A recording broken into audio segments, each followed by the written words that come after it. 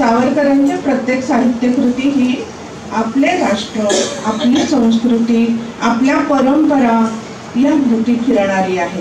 कादंबरीकार म्हणून काळे पाणी, मला काय त्याचे या कादंबऱ्या आत्मानुभव सांगणाऱ्या आहेत. मोपल्यांचे बंड ही कादंबरी केरळमधील मलबार जिल्ह्यातील घटनांचा समकालीन वेध घेणारी आहे.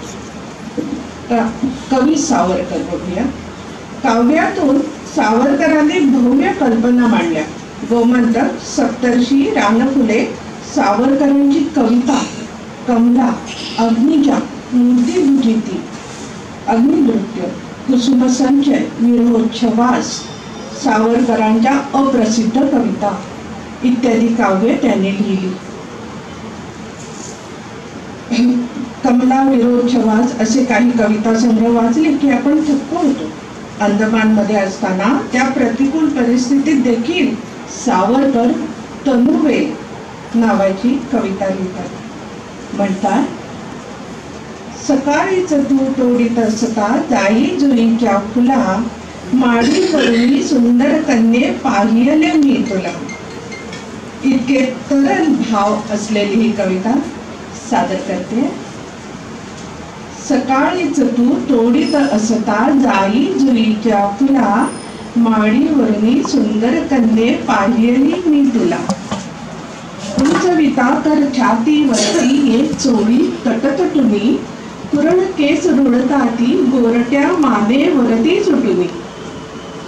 पदर खोचले पातळ गेले कटीतटीला लगटुनी, स्मृती सखये तव मनी माझिया संगतीच्या उठुनी.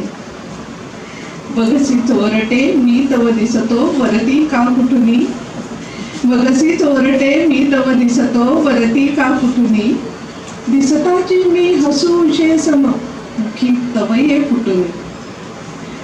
अशी सकाळी फुले तोडिता पाहिली जी तुला, फुलवेली उन तनुवेल चितव मोहक दिसली मला, मोहक दिसली मला.